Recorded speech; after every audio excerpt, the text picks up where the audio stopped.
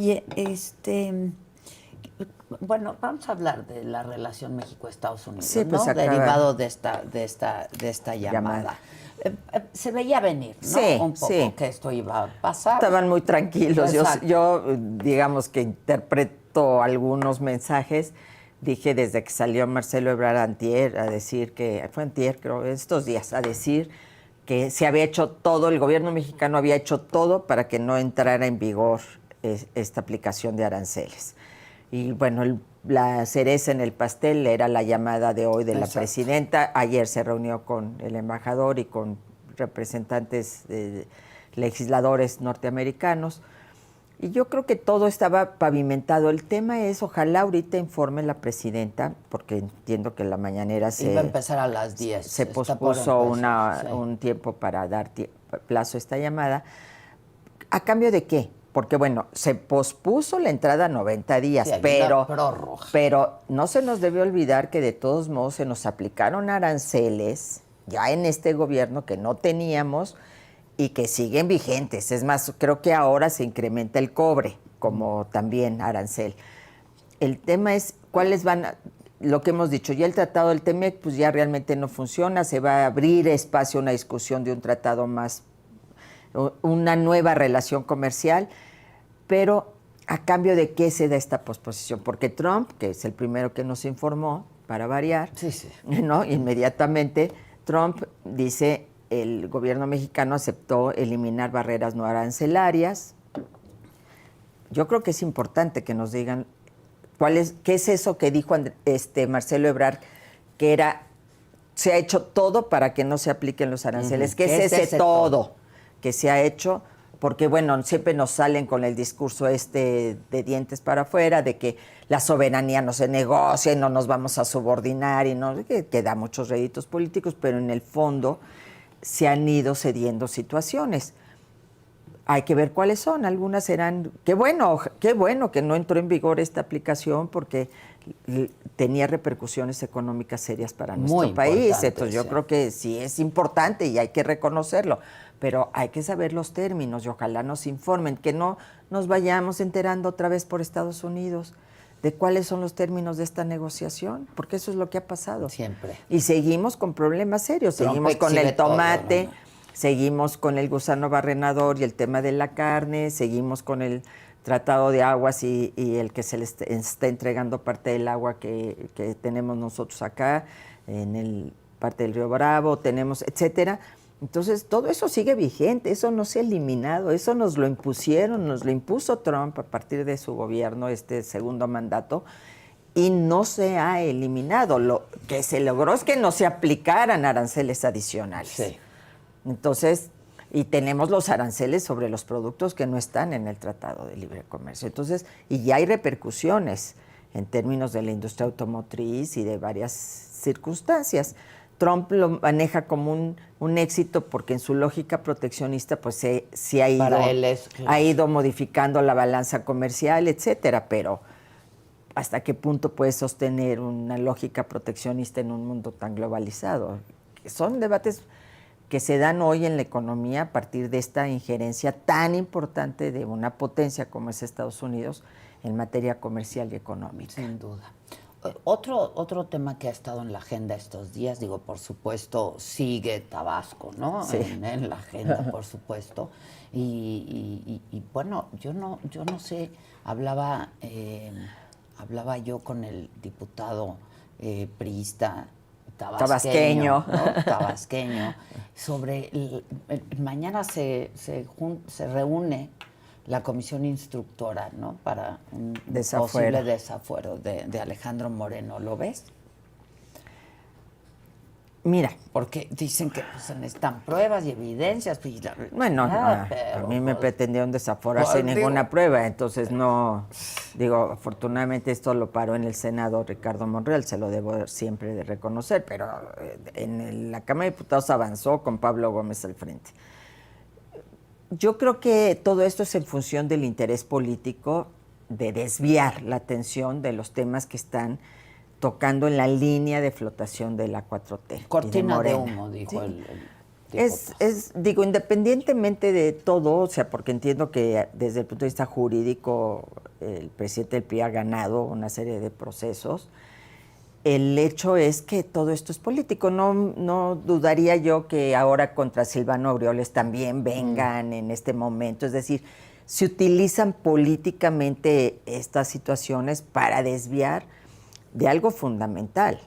Y es estos vínculos con el crimen organizado que aparentemente tienen personajes de Morena. Entonces, ahí es el tema clave. Entonces tú dices, finalmente es un doble rasero. No se discute el desafuero de Cuauhtémoc Blanco, sí, no se da paso. Yo inmediatamente pensé no en se da eso, paso ¿no? a ese, pero sí se procede contra Alejandro Moreno. No se discute en la permanente el caso de Tabasco, se impide que se discute, es decir, ya olvídate de ir a procedimientos mayores, vez, ¿no? Sí, pero claro. tercera ocasión. Sí. Y, sin embargo, sí se va a discutir en la instructora el desafuero de Alejandro Moreno. Es decir, hay otra vez un doble rasero, que eso es lo que entonces no da credibilidad a todas estas circunstancias.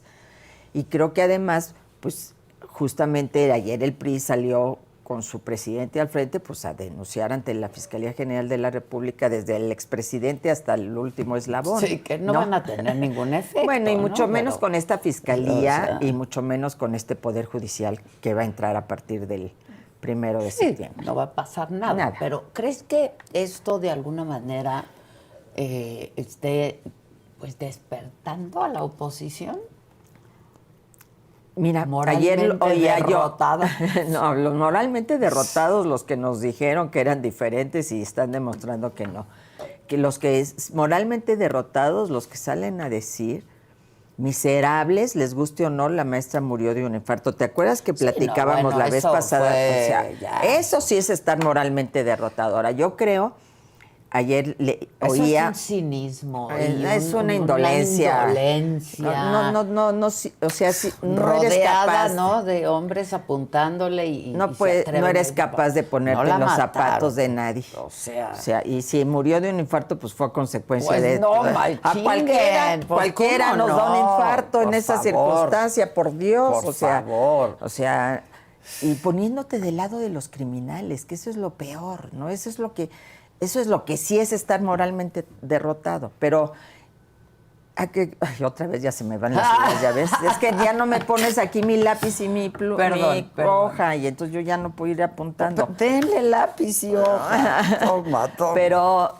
lo que sí creo es que ayer oía una intervención, ya me acordé, de Lorenzo Córdoba, y decía que la oposición está pasmada. Por mucho menos que esto, los que ahora nos gobiernan hacían un gran tema. Hoy no se está de alguna manera explotando políticamente, por decirlo vulgarmente, estas circunstancias. Si no es por las redes, por los medios, por los comunicadores como ustedes que tienen ya sus propias editoriales en las redes, etcétera, pues la verdad es que esto probablemente no fuera trascendencia, no trascendería. Entonces creo que sí le falta a la oposición, pero sobre todo creo que este miedo a la calle, porque ¿cómo a puedes? La que no están acostumbrados. Pues, es que no lo saben hacer. Es decir, quien sabe y sabía tomar las calles se llama López Obrador. Entonces, este miedo a la calle, este miedo a plantarse y decir, a ver, aquí estamos. Porque además ahora ve a los médicos, a las enfermeras, los reprimieron, no reprimen a los de gentrificación, porque eso sí pueden hacer lo que quieran. Entonces la gente, mientras no haya un giro, es decir, no basta con el debate en el Parlamento, no basta con que denuncies jurídicamente, ¿no? Tienes que ir, decía Cicerón, para ganar una ley tienes que ganar en el foro. Hay que ir a la calle, ganar ahí. Ir a tocar también a las casas y decirle a la gente lo que está pasando realmente, porque uno cree que vivimos en esta burbuja en la que piensas que todo el mundo está enterado y todo el mundo discute nuestros temas. No, nadie le importa. Gente está en otros temas, la gente está en el tema ¿cómo de que pagan no pueden salir. Exactamente. Si es que los Exactamente. encuentran. y que tienen que ir con el médico de la esquina para poder resolver sus asuntos y que ya no les alcanza incluso ni con las transferencias monetarias para su canasta básica. Y el miedo, el enorme miedo que tiene la mayoría de la gente de salir a la calle. Entonces, si no estás ahí en esas causas, difícilmente vas a poder mover este asunto. Y yo soy una convencida de que en lo local es en donde debes de empezar a construir esa diferencia, porque si te vas nada más a la cabeza... que lo decíamos en la elección pasada. En la elección pasada, ¿no? Del 24. Ahora, lo local, también la calle tiene sus complejidades, Adela. No es lo mismo que hace 20 años o 18 años o 6 años. Es decir, hay partes en donde no puedes hacer política. Están tomadas las calles por el narco. Exactamente. ¿No? Es decir, antes tu problema era, yo me acuerdo cuando hicimos las Brigadas del Sol, que fue la primera gran experiencia diferente al PRI, en donde se fue a la calle, al territorio.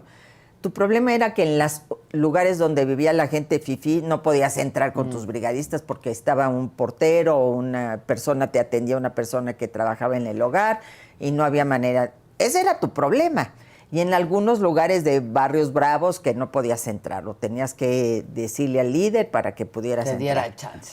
Ahora hay regiones enteras en las que no puedes hacer política. Entonces, obviamente que sí tiene su diferencia y su complejidad, pero hay que hacer cosas diferentes. Si no, no vamos a mover esto. No lo vamos a mover. Sí. Sí, porque desde el escritorio no. Imposible. Ni en los restaurantes. No. Sí, de alguna manera está pasmada y sí quienes asumen con mayor valentía toda esta lucha son gente ciudadana que no está en los partidos. Me llamó la atención una encuesta que vi en X, que pues es encuesta digital, obviamente, de alguien X, que decía, ¿usted por quién votaría más? ¿Por partidos políticos de oposición, por otros o por otros, o por algo nuevo? Ah, no, ponía PAN, PRI, MC y algo nuevo. Por el PAN, un porcentaje como del 20 y tantos %. El PRI, MC menos.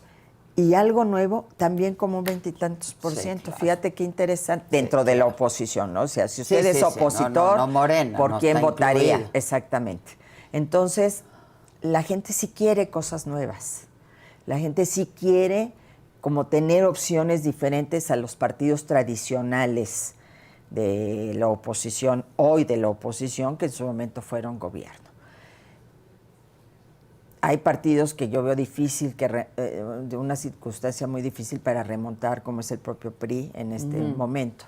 Entonces, sí hay espacio, hay gente que está ávida de opciones, de planteamientos alternativos, de sentirse representada, de que te pongas en sus zapatos. Entonces, creo que lo que tienen que hacer los partidos es como tratar de convertir en algo diferente la política y aquí sí predicar con el ejemplo, ¿no? Que es lo que la gente está esperando. ¿No? Están golpeados. Sí, están golpeados. Los subrepresentaron. Acuérdate que todo esto ha sido un paso a paso ir minando a la oposición. Y ahora tú platicabas hace un momento con el diputado que probablemente lo de la reforma electoral sea el punto nodal que se discuta ahora en el periodo de sesiones, y el objetivo de la reforma es seguir acotando, fíjate, increíble, y lo platicábamos, es decir, quienes se abrieron paso gracias a que hubo reformas electorales que dieron espacios a las minorías, hoy van en contra de eso, sí. a disminuir la participación de las minorías en el Congreso. Entonces, ¿qué tienes que hacer? Pues pensar que no solamente esa es tu única vía de construcción de una opción diferente a los que nos gobiernan, sino tienes que idear formas nuevas. Las redes son importantes, pero no llegan a toda la población. Entonces, el territorio sigue siendo un tema nodal. Sin duda. Ahora, ¿cómo vas al territorio sin dinero? Si el territorio Morena te lo ha encarecido enormemente, porque la gente también te pide lana, ¿no? Entonces, pues también hay que reconocer una realidad. Claro, Sí, no es fácil ir al territorio. cuando hicimos las Brigadas del Sol, les dábamos a la gente para que su chesco y se moviera. Te estoy hablando del 96, 97. Ahora, no, pues ¿cuánto me vas a dar? Porque el de enfrente me da tanto y el de enfrente me da tanto. Entonces, ya se encareció. Y la gente ya encontró de allí una manera también de obtener recursos, ¿no? De obtener recursos. Oye, Rosario, otro tema que vamos con una miscelánea informativa, sí, ¿no? Porque no viene nuestro Roberto, ni nuestro Germán, ni nadie. Nadie lo ha visto. Que mande mensajes de humo, por favor. Nadie lo ha visto. Sí. El desabasto de medicamentos sigue siendo tema, ¿no? 7 años de tema. 7 años que no han podido resolver. Y nos dijo la presidenta que en julio se iba a resolver, y de hecho la marcha que habían convocado los de Nariz Roja y demás, la suspendieron. Fíjate que mi hija Mariana me dijo, mamá, vamos a ir a esa marcha con todo y Mateo y demás. Y ya ves que la suspendieron diciendo, vamos, ya nos explicaron, por primera vez nos reciben, vamos a dar un beneficio de la duda, correcto, ¿no? Resulta ser que terminó julio y seguimos con el desabasto. Y ahora que en agosto y así nos van posponiendo y posponiendo y posponiendo. Y la gente no puede esperar, y por eso te están respondiendo ahí en la encuesta de ingreso y gasto de los hogares, que 6 de cada 10 tienen que recurrir a la medicina privada. Pero puedes recurrir a la medicina privada al doctor de la esquina para tratarte la gripa, pero si ya ciertos niveles mayor y de enfermedades catastróficas no hay manera de que lo puedas asumir. Y es aquí donde hay un cuello serio de botella. Esa misma encuesta dice que solo 1.6 millones de mexicanos tienen seguro de gastos médicos mayores. Pues sí, porque son carísimos. Sí, claro. Entonces, no hay cobertura, porque al eliminar el seguro popular se eliminó esta capacidad de asumir enfermedades catastróficas. Saludcita. Gracias, Mana. Entonces, sí, es un gran tema. La gente no puede esperar. Si tienes cáncer, si tienes a tus hijos con cáncer, ¿cómo esperas? Entonces tú ves cómo hacen rifas y cómo hacen de todo y quinielas y todo para poder apoyar a un niñito que está esperando su operación, esperando su tratamiento. Pero aquí tienes que hablar de salud pública en términos de la población, no de una persona. No es obligación del gobierno proveer eso. Y no tienes insumos y diario nos enteramos. A la salud, ¿no? Un derecho básico, humano y social. Entonces, volvemos al mismo debate. Sí, muy bien las transferencias monetarias, pero si eso es a costa de disminuir los servicios de salud y de educación, pues estamos incrementando el ingreso, sí, pero a costa de disminuir derechos fundamentales. Entonces, creo que aquí sí hay un gran tema, y el desabasto en los hospitales. Bueno, leía el dato de que se disminuyó en 75 mil millones de pesos el presupuesto en salud, de 2024 a 2025. ¿Cómo? O sea, en un contexto en donde estamos viendo estas carencias, hay menos para salud que el año pasado, pues sí está muy complicado. Y luego, pues, no han vacunado a los niños, ¿no? El sarampión, por ejemplo. Y te cuesta carísimo vacunarlos de manera privada. El sarampión, así es. ¿no? Sí, controlado, ¿no? Pues es decir, claro. En la medida que dejas de vacunar, pues regresan, y la tosferina. Sí, bueno, estaba leyendo el dato de que del 2018 acá, 4,000 niños han muerto por no tener acceso a medicamentos contra el cáncer. Entonces tú dices, ¿cómo es posible? Eso es una verdadera tragedia. Sí, es una tragedia. Nos duele lo que pasa en Gaza, por ejemplo, de toda esta hambruna, y por supuesto que decimos, por favor, que llegue la ayuda humanitaria, que se permita que entre, pero en nuestro país tenemos una crisis de esa naturaleza. En nuestro país estamos viendo cómo niños mueren por no estar vacunados o mueren porque no tienen acceso a medicamentos. Entonces, el problema es cómo como sociedad también reaccionamos ante eso, porque el problema no es nada más de los partidos políticos, de oposición, es la sociedad. La sociedad. Que esto nos indigne. Bueno, nos indigna más que una señora que hizo muy mal, que le dijo a un policía hasta de lo que iba a morir, salga con ese tipo de situaciones, o que una chica dedicada al periodismo se haya grabado pues, indebidamente y mal, pero y a ellos sí los corren, a ellos sí los enjuician, a ellos sí les ponemos el dedo flamígero, y no somos capaces de poner el dedo flamígero por este tipo de situaciones, Adela. Es que eso es lo brutal de todo esto, de cómo está no solo pasmada la oposición, sino también la sociedad. ¿Cómo nos parece normal? ¿Qué estamos? Yo creo que es este aparato de propaganda que es brutal, esta entrega de transferencias monetarias que como quiera sí hay un incremento en el ingreso en los hogares mexicanos. Son circunstancias, ¿no? Y también es esta información tan rápida y tan rápida. Y también hay una especie de como anestesia, ¿no? De normalización. Porque es que la realidad es tan brutal, ¿no? Que ya mejor le das la vuelta, pues ¿no? Yo digo, ¿yo por qué estoy aquí metida viendo todo esto? Ya debo de pensar en otras cosas ¿no? Y la gente más bien no dice yo, ¿para qué? No. Mucha gente a mí me dice, no, yo ya no veo noticieros. Ya no veo noticieros porque no quiero saber qué está pasando, porque me da miedo, porque es terrible. Entonces se desconecta de la realidad para evitarla, para evadirla, claro, ¿no? Claro. Entonces, pues sí, es una manera, o sea, uno de cree reaccionar, que si no te de defenderte. No existe, pero pues ahí existe hasta que te llega. Hasta que te llega a ti. Hasta que te llega, como el chico muy vinculado a la 4T, que secuestraron, que desapareció el hermano, que antes justificaba todo, y de repente vive en carne propia una situación de ese tipo. Sí. Que ahí también, déjame decirte una cosa, a veces hemos perdido como nuestro eje y nuestros valores, porque qué bueno que te pasó eso. No puede ser nunca, que ya nos hayamos deshumanizado tanto, que el odio es el que esté permeando, ¿no?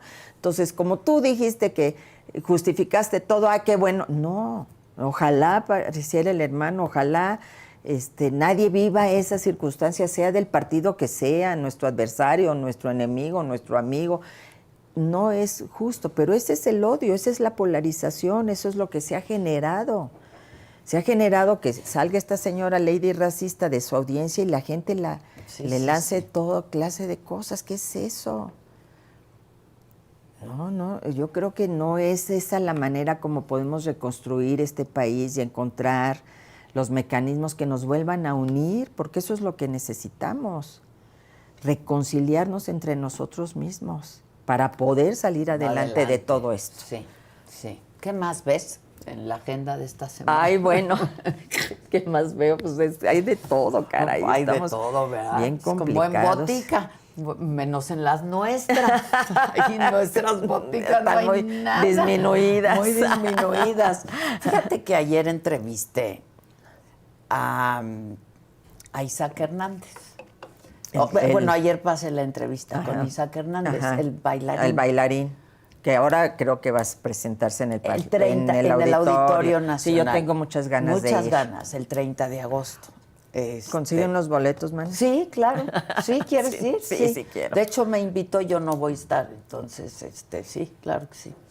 Y hablábamos de cómo pues el arte puede ser una buena herramienta, ¿no? Una gran herramienta. Una gran herramienta. Y cómo, pues en este país no le hacemos caso, ¿no? Y cada vez menos, ¿no? Porque se ha sacrificado la cultura. La cultura. Se cree que porque ya convertiste a Los Pinos en un espacio cultural, hay acceso a la cultura de la mayoría de la población, o porque haces conciertos en el Zócalo, no.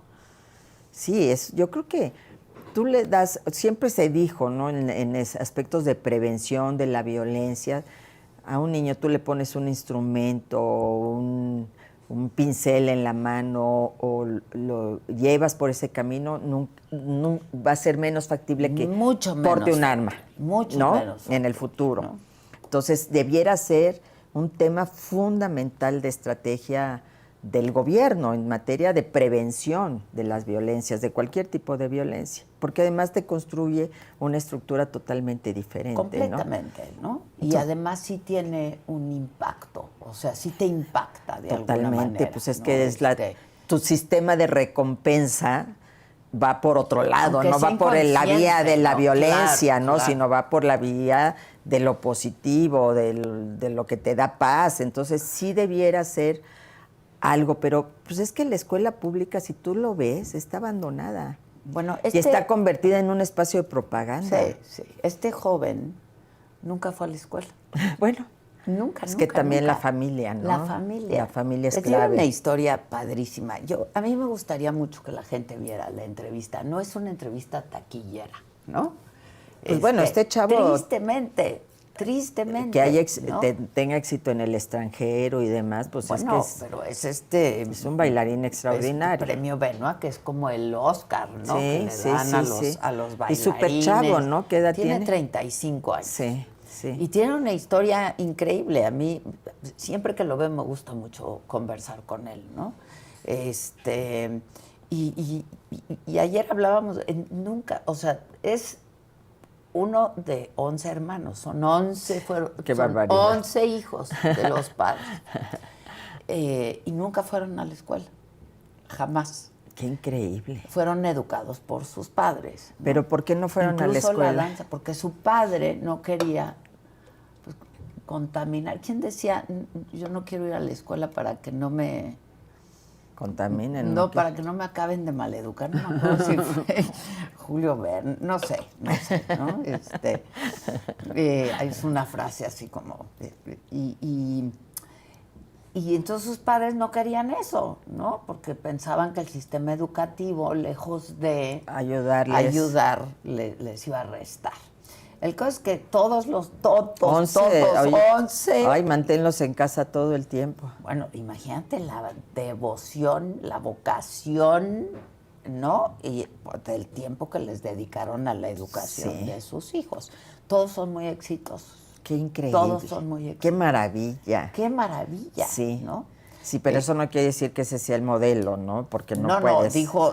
Me contó que dijo el padre, qué bueno que salió el experimento, porque si no estaría en la cárcel. Claro, ¿no? claro. De hecho, me contó que a veces iba el DIF a verificar, porque estos niños no van a la escuela. Un castillo de la pobreza, ¿no? 2. De hecho, tiene un hijo que se llama Mateo. Ah. Y le pregunté que si él pues seguiría ese modelo de educación y me dijo, no, porque mi vida no me lo permite. Claro, no puedes estar dedicado tiempo completo. Mi vida no me lo permite. De tus hijos. Pero bien interesante y una plática muy linda, muy interesante, y como y yo decía, sí, caray, ¿por qué no hay más políticas públicas que incorporen esta parte de la cultura para enriquecer y que tengas acceso el a la alma cultura de todos, ¿no? A ver, ¿cuántos pueden ir a la presentación de este chico en el Auditorio Nacional? Sí. ¿Cuántos pueden ir a un concierto, a una puesta de una ópera? ¿O cuántos? Muy difícilmente. ¿Cuántos pueden pagar una escuela? Volvemos a lo mismo, en donde tu hijo, tu hija tenga educación musical. Pues, difícilmente. No hay manera. Entonces eso te lo tiene que proveer la educación pública. Había música y era el triangulito y el pandero. Claro. O sigue lo mismo o ni eso. No, a veces ni eso. A veces ni eso. Y fíjate que yo conocí en el marco de la Cruzada contra el Hambre experimentos muy interesantes, como el de en Acapulco en su momento, en la zona del Renacimiento, Renacimiento, que la colonia Renacimiento, sí. Desigual, pobre, etcétera. Es el otro Acapulco. La orquesta de los niños, en donde había niños halcones, por cierto, en esa zona de Acapulco, la manera fue de llevarlos a la cultura. Entonces había una orquesta de niños y niñas, precioso, que se presentó, creo que hasta lo promovía ahí tus cuates de la Fundación Azteca. Sí. Sí, claro. Entonces, ¿cómo tú debes acercarle a los niños para llevarlos por otros caminos? Porque además si tú tienes, el problema es que ahora tienes una escuela de muy pocas horas, entonces no te da tiempo para todo eso. Entonces la escuela de tiempo completo, volvemos al tema, escuela de tiempo completo no solamente es garantizar el cuidado del niño o la niña mientras la mamá está trabajando. Materias extracurriculares. Son la posibilidad de que el niño tenga acceso al deporte, a la cultura, a otro tipo, incluso al inglés o cualquier otro idioma. Y esto solamente puede garantizar un acceso masivo a través de la educación pública. Porque ¿qué hogares pueden sostener esto? A ver, paga clases. Exactamente. ¿No? Exactamente. Clases particulares. Pues, muy difícilmente. Muy difícil. Muy difícilmente. Entonces, yo te puedo decir, lo veo ahora con mi nieto Mateo, ¿no? Es decir, Mariana, que lo tiene en natación y lo tiene en el fútbol y lo tiene en sus clases de música porque le encanta la batería y todo. Así de bebé. Pues es un gasto mensual impresionante. Entonces, sí es algo que solamente puedes tener masivamente a través de la educación pública. Nada más. Y si tienes una educación muy limitada en horas, pues no das espacio a eso. Entonces tenemos que regresar a ese modelo de escuelas de tiempo completo, de que haya otras posibilidades. Nosotros teníamos educación física en la escuela. Claro. Ahora difícilmente los niños tienen educación física. Entonces, ¿qué haces? Escuelas privadas. ¿Quién puede pagar escuela privada? Pues ciertas familias, clases media para arriba. Que además ahí sí no te descuentan impuestos ni te descuentan nada. No te reconocen que tú estás supliendo la labor del gobierno. Claro, sí. Lo estás supliendo como familia.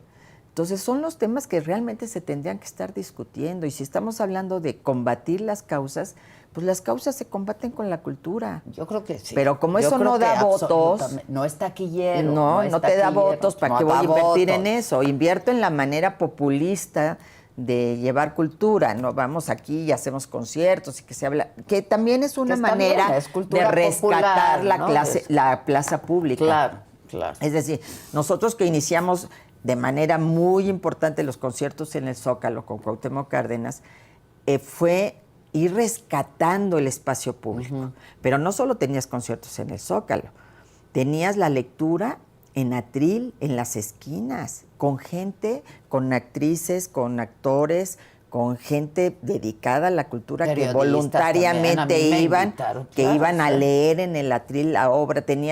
Había más de 1,000 clubes de la lectura para niños y niñas que se inauguraron durante ese gobierno, etcétera. Entonces, masificas el acceso a la cultura, que yo creo que es importantísimo. Y fíjate, una negociación que hizo el ingeniero Cárdenas bien importante. El Festival del Centro Histórico, muy reconocido, se presentaba solamente en Bellas Artes y tenía un subsidio del gobierno de la ciudad. Cuando hablan con el ingeniero, el ingeniero dice, por supuesto, era un convencido de la cultura, pero te voy a seguir apoyando, pero cosa que se presente en Bellas Artes en el Zócalo. Y hubo experimentos muy, muy interesantes, porque Buenavista Social Club, pues sí se llenó el Zócalo y todo el mundo bailaba y todo, pero también se presentó ópera y se presentó ballet y demás. Y yo decía, no va a haber nadie. No, se llenaba igual, que se llenaba. Porque hay para todo mundo y la gente está ávida. Y yo me acuerdo una vez. Sociabilizas y entonces lo que te junta es algo distinto. Y tengo tan grabado un recuerdo cuando se presentó esto en varias plazas públicas, conciertos. Entonces, en la Plaza de Minería, no sé si es algo de la Cuauhtémoc, se presentó con la 9ª Sinfonía, y en el público, yo fui, y en el público estaba un homeless, ¿cómo se les llama en español? Un vagabundo. Un vagabundo, y se paró a aplaudir, así la barba todo sucio, todo, se paró a aplaudir llorando. Bueno, me conmovió esa escena, claro, es que sí, de manera impresionante. No necesitas entender, necesitas sentir. Así es. Y también es en la casa, ¿no? Pero sí, pues, claro, como si eres una mamá, jefa de hogar, cargado todo el día, que sales de Ecatepec a las 5 de la mañana para llegar a tu chamba en la Ciudad de México, para luego regresar a altas horas de la noche a ver si el niño ya hizo la tarea, etcétera, pues ¿a qué horas vas a estar promoviendo la cultura en tu familia? Sí. O el Teatro del Pueblo, ¿te acuerdas? Sí, Teatro claro. del Pueblo, claro. Entonces, iba la gente. Yo creo que es algo que un gobierno que se dice de izquierda debiera impulsarlo de manera fundamental. Sí. Pero sobre todo en la escuela, el acceso, y en el barrio, en la colonia, en la comunidad, el acceso masivo a la cultura. Sí. Pero ha disminuido el presupuesto en cultura y obviamente no es una prioridad. No es una prioridad. Y yo creo que podría tener un impacto muy positivo. Por supuesto. Muy positivo. Y va en contra de esta situación polarizante, y además de desigualdad, porque tienes al niño como es la educación pública, ¿no? Es decir, que iguala. Entonces puede estar, yo en la Universidad Nacional, pues estaba con chavos que llegaban en su carro y todo, y los que llegábamos en metro, en ride, ¿no? O en lo que fuera, claro. Entonces, evidentemente, porque era cuando todavía podías pedir aventón. No sé, estamos hablando ya de hace muchos años. Ahora pide aventón. Que me estaba acordando el otro día, fíjate que yo en Echegaray, mi familia, pedíamos aventón en la avenida principal para luego agarrar el periférico hacia CU. Yo entraba a las 7 de la mañana. ¿Y sabes quién nos daba aventón muchas veces?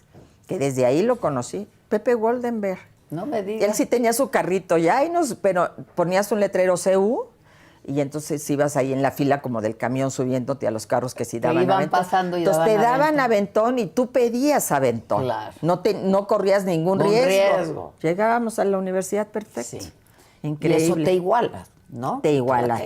Toman las mismas clases en el mismo salón y en el mismo. Y entonces pupitre. yo tengo el acceso a la cultura no porque tenga ingresos, sino porque realmente la escuela me está proporcionando eso. Sí. Entonces, pero tú ves hoy la educación en lo que está convertida y básicamente es de adoctrinamiento de nuestros niños, de nuestras niñas, en lugar de darles capacidades de reflexión, la capacidad de racionar, de cuestionar y demás. Y por otra parte, esto que es la cultura que hermana, porque te da identidad, una identidad como comunidad, como nación, que te iguala, y entonces ya no es si tú eres fifí, tú eres chairo, no, sino aquí somos todos. Estudiantes, claro. Sí, es. Claro. Ojalá hubiera un viraje en este sentido, pero ejemplos como de este chico Isaac, pues yo creo que deben de ser a mí me promovidos, mucho. Sí. ¿Cómo no? De verdad. Yo voy a ver la entrevista, no la he visto. Fíjate, la transmitimos ayer, apenas la subimos a la saga. Es triste ver que esta entrevista quizá no vaya a tener el número de reproducciones y el impacto que tendría alguna otra entrevista, ¿no? Pero me parece que hay que darle espacio a esto, ¿no? Y darle un espacio ve a los chavos ahora bien importante. Ve los chavos estos de clavadistas que están haciendo un gran papel. Al rato ya tu joven Beta te va a decir todo. ¿no? Pero ¿cómo estamos siendo una superpotencia en clavados? Y bueno, y los otros que están yendo, creo que algo para esquiar o no sé qué, que dicen no nos están financiando, no nos están apoyando. Diario nos llegan a nosotros, ya sabes, peticiones porque no los financian. Y estamos hablando del alto rendimiento. Y justo ayer ayer en que pasamos la entrevista con Isaac, decía, y son hazañas humanas, ¿no? Completamente, frente a toda la adversidad se abrieron. Frente a toda la adversidad, ¿no? Pero eso lo puede hacer uno, lo pueden hacer 10, los pueden hacer 20. ¿Cuántos no sabemos hacer? Qué talentos hay, qué talentos tenemos, porque simplemente no creas las condiciones para detectarlos. Sí. Que ese es un gran problema. Y cuando se dan estas condiciones, pues tienes a estos chicos como los clavadistas que están ganando medallas y medallas y medallas ahorita en el campeonato mundial y tú dices, bueno, es que ese es el camino. Ese es el camino. Porque además no les queda tiempo para ninguna otra cosa. No hay manera. Entonces, claro, les garantiza salud y una vida digna. Así es, así es. Pues Rosario, gracias. Ya no te voy a ver el próximo jueves. Ay, sí, ya nos vamos de vacación. Sí, ya. Eso. Sí. Ay, qué rico, mana. La verdad, sí. Pero ahí te cuento, ¿ya no vengo el jueves o sí vengo el jueves? Ya no. Ay, muy bien. Felicitas a tu hija. Muchas gracias. Gracias. Y nos estamos viendo a tu regreso, a ver si ya tenemos a nuestros compañeros. Pues sí, oye, ya se la agarraron larga, ¿no? Eso sí, que era. Yo te veo a mi regreso, pero aquí va a estar en el espacio Kimi Max. que ahora están a cargo de Saga Noticias en la noche. Ajá, sí, los he visto. Sí, me van a hacer favor de suplirme unos días. Muy bien. Entonces, tienes muy merecidas esas vacaciones. Híjoles, muy necesitadas. Además. Urgentes, Sí, urgentes. No, qué bueno. Gracias siempre. No, muchas gracias a ti, mi querida Esto es Adela. parte de lo que transmitimos ayer con Isaac Hernández. Explícale a la gente qué significa el premio Benoit. El Benoit es como el Oscar, ¿no? Del ballet. Te nominan los diferentes directores de las compañías y tiene que ser algo que has estrenado ese año. Y es básicamente igual que con la academia, ¿no? Mandan los videos para que los jueces y los directores de las compañías los vean y la final, se puede decir, es en el Teatro Bolshoi en Moscú.